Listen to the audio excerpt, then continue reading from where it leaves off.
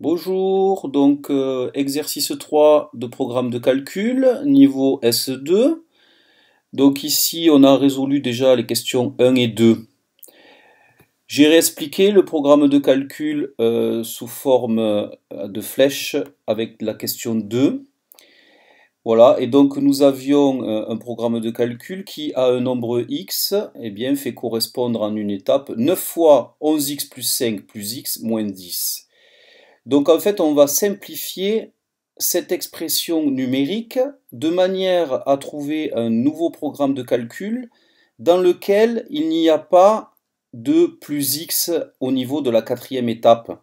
C'est ça, on se rappelle, qui posait problème lorsqu'on se donnait un nombre à ce niveau-là, 80 pour la question 3, on cherche le nombre x qui va donner 80 en résultat final, et on ne peut pas remonter les flèches à cause du plus x. Voilà, donc en fait l'idée c'est de modifier l'expression finale de manière à trouver un nouveau programme de calcul. Donc on va modifier l'expression finale, 9 fois 11x plus 5 plus x moins 10, je vais l'écrire d'une nouvelle manière. Donc en fait l'idée c'est de développer le 9. Donc on utilise ici ce qu'on appelle la distributivité de la multiplication par rapport à l'addition. J'ai écrit ici le résultat que vous connaissez bien, c'est k fois a plus b est égal à k fois a plus k fois b. Donc je distribue mon k. D'accord? Donc on va faire ça avec l'expression, avec le produit qui est à ce niveau-là. 9 fois 11x égale 99x. 9 fois 5 égale 45. Et après je recopie bêtement la fin. Plus x moins 10. Et donc maintenant, je vais pouvoir simplifier. Vous avez des termes semblables en x. Et vous avez des termes semblables constants. Donc les termes semblables en x, on les met ensemble. 99x plus x, ça fait 100x.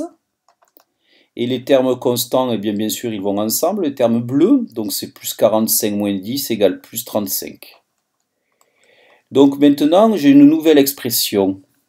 J'ai une nouvelle expression pour le résultat final qui est ici, et qui est vraiment plus simple et plus facile pour travailler avec. Donc en fait, mon nouveau programme de calcul, je peux le remplacer, ce programme-là très compliqué, par un programme très simple. X, je le multiplie par 100. Ça me donne 100x. Ensuite, 100x, je lui ajoute 35. Ça me donne 100x plus 35. D'accord? Donc tout ceci, ça nous aide pour la question 3. Pourquoi? Parce qu'on a 80 en résultat final et on veut trouver le nombre qu'on avait donné au départ. Ici, ce qui est sympa, c'est que vous avez fois 100 et plus 35. Donc pour remonter, ça va être facile. Vous allez faire le chemin en sens inverse. Vous allez faire moins 35 et ensuite diviser par 100. D'accord? Et donc ça, du coup, on va pouvoir trouver facilement les nombres intermédiaires. 80 moins 35, ça me donne 45. Et 45 divisé par 100, ça me donne 0,45. Donc en fait, quel est le nombre choisi ayant pour résultat annoncé 80? C'est 0,45. 0,45 affiche à la fin du programme de calcul 80. Donc maintenant, on va chercher le nombre qui donne pour résultat 12,5. Donc en fait, 12,5, on veut que ce soit égal à 100x plus 35. Donc ça se met en dessous du 100x moins 35. Donc on soustrait 35. L'opération inverse depuis 35, c'est moins 35. on obtient du coup moins 22,5. On divise ensuite par 100 et on obtient moins 0,225.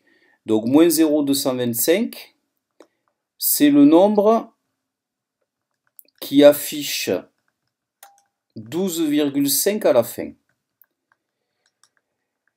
Voilà. Donc on peut résoudre ce problème de cette façon-là, en faisant une suite opératoire qui va de la gauche vers la droite et puis de la droite vers la gauche. On peut aussi résoudre simplement une équation. Eh bien, quand est-ce que 100x plus 35 égale 80? Première équation.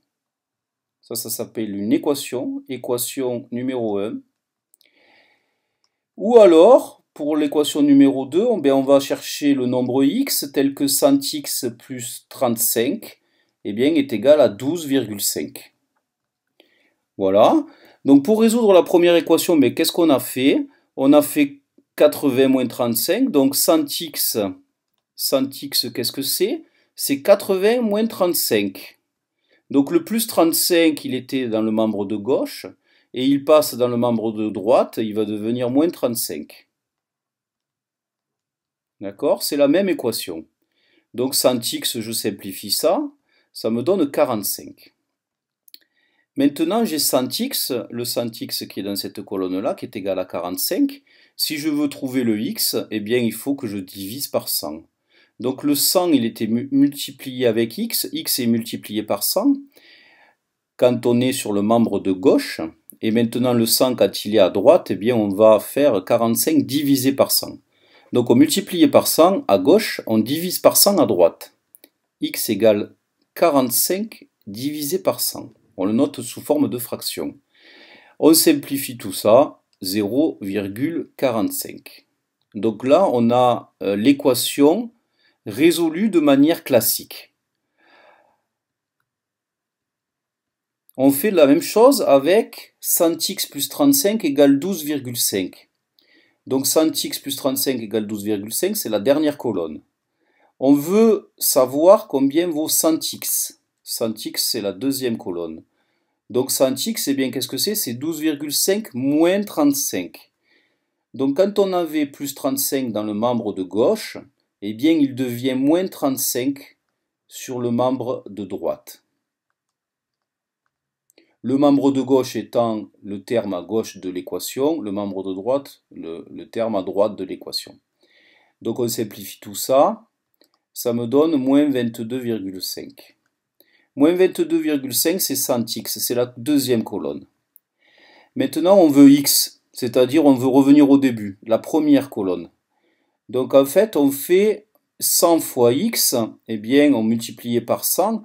Maintenant, on va diviser par 100 sur le membre de droite. Donc en fait, on fait moins 22,5 divisé par 100, ça me donne x. X égale moins 22,5 divisé par 100. Et on obtient le résultat final, moins 0,225. Et donc on a trouvé le nombre de départ qui me donne 80 à l'arrivée, 0,45. On a trouvé le nombre de départ qui me donne 12,5 à l'arrivée, c'est moins 0,225. Et donc là, on a résolu ce qu'on appelle des équations. Équation 1, équation 2 pour trouver les nombres de départ. Je vous remercie de votre attention.